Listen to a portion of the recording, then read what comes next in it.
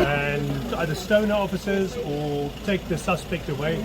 So it's always a tricky area. It's not an area where you can come with just 2 or 4 officers.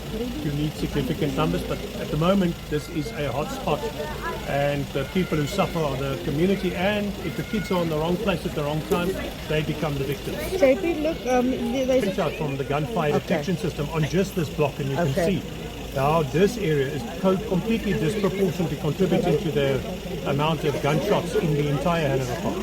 So very, very significant concentration of violence around this area, unfortunately.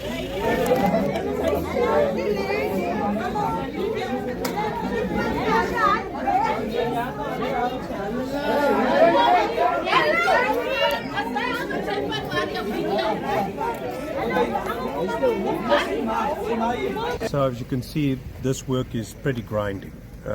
It's not easy, and some nights the officers can put in many hours without immediate results. It's not that they're not working, you don't always get results. Other days we are taking firearms off the street. Just earlier today in that area where we were, Seleka Walk, they took a firearm off. We put out a media statement about that. So this is an area where a lot of firearm activity has been seen. Between January and now, we've had 225 separate shooting incidents, some of those with many rounds. So Hanover Park, unfortunately at the moment, a bad hotspot. As several of the others, it's an area where our reaction unit of LEAP has spent a lot of time. And between January and now, in part through the help of the gunfire detection system, ShotSpotter, we've taken 64 firearms off the streets, and in those, amongst those firearms, are some zip guns, imitation guns, homemade guns, so a whole assortment of firearms. The gunfire detection system helps because it alerts you immediately to where a firearm shot goes off. With significant accuracy. It means you can go directly there as opposed to trying to drive around and figure out where it is, and people directing you to different locations unhelpfully, and that does increase our firearms. So in the last 3.5 years, Metro Police, law enforcement and traffic have taken just on the 1,670 guns off the street. Out of those, 703 of those guns were taken off the street in the gunfire detection area, so where ShotSpotter is applicable. Convictions remain a massive problem, so we expect our staff to, when there is gunfire, to run towards that fire, put themselves at risk, not just the physical risk of being shot at, but the risk of having to draw your own firearm and return fire and possibly injuring somebody, because you know that is going to come with some form of criminal prosecution, or otherwise there's huge risk in our staff for that. And unfortunately, the conviction rate for these firearms is painfully low. Out of those 1,670 firearms, I think there are 80 convictions. That is really poor. And it is discouraging for the staff because they're out there day after day doing this, and I'm sure SAPs feel the same.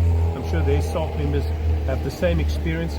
And when we do the analysis of why this happens, a very large percentage of those firearm cases is because the ballistic results take a very long time to come. There's a big backlog with the ballistics. So essentially we're wasting a lot of energy. We're catching a lot of the bad guys, but they're managing to get out on bail and ultimately parole without any meaningful consequences. And they go back to doing the exact same thing. Yesterday I was in Gugulethu with our LEAP staff on their patrol.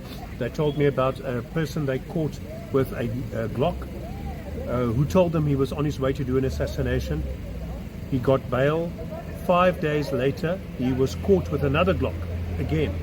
So one first has to question where all the constant supply of firearms and ammunition comes from. This is something we're constantly taking up with SAPs. There clearly is a serious challenge with the crime intelligence around these matters. We need a lot better crime intelligence. and we need more, better and faster ballistics testing so we can get that conviction rate up. Really, those barbecues to go to safe. I just stay around. One morning, I was at my gate and the barbecues was going to school, and then suddenly they were shooting. So the barbecues were struggling, running over each other. So you have shootings here day and night. In fact, in Hanover Park. But in Hanover Park, was like, then it's here, then it's there, then it's there,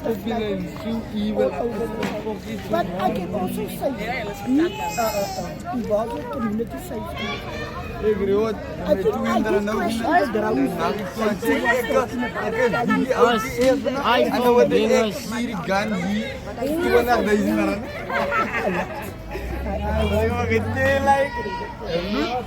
but yeah, especially the gun.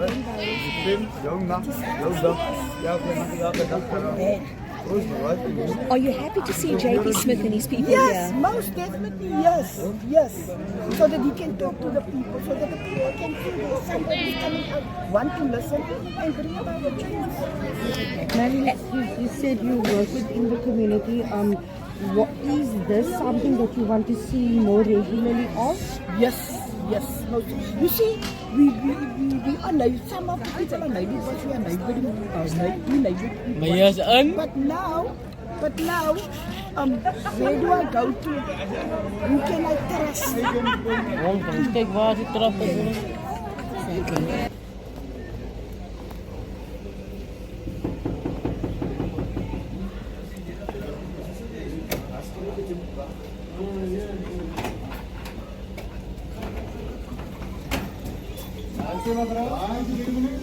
Hey, the ladies. Lady can come.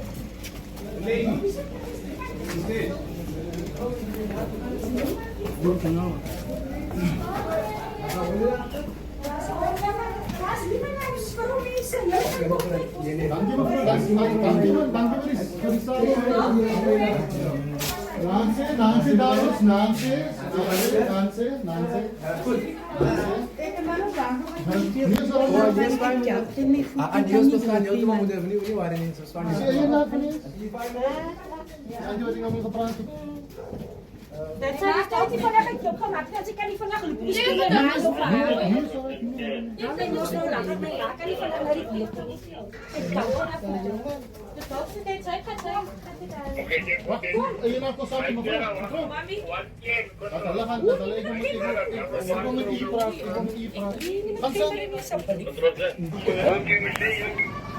Yeah, we have on the flat closest to steps, ne?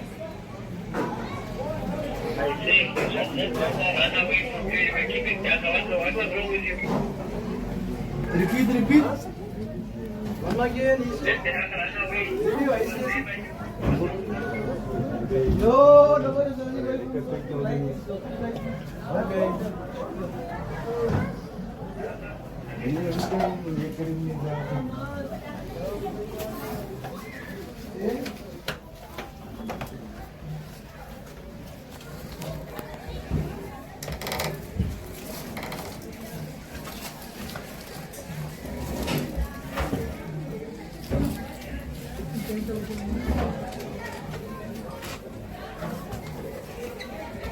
Was out with some of your colleagues in Guguletu, and I must say there it is a pleasure to see Ndamane and them have made a good impact or contributed to SAPS's impact there.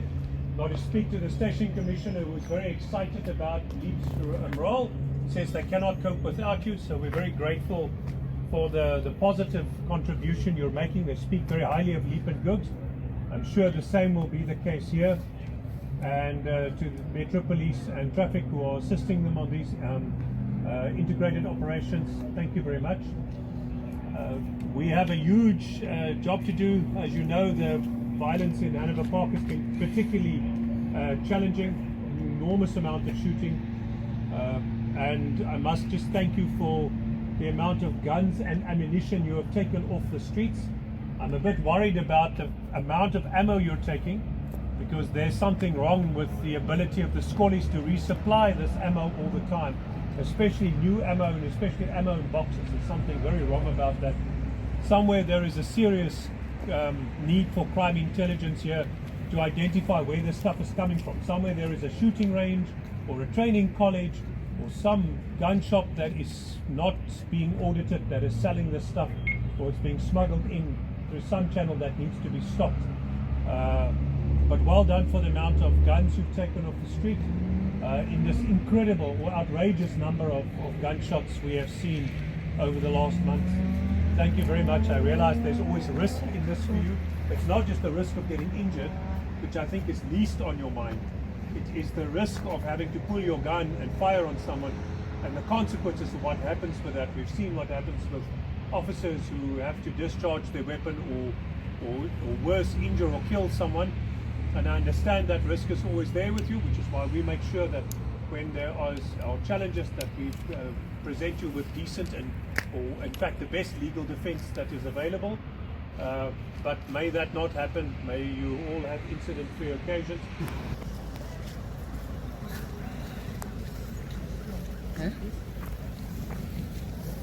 Subs.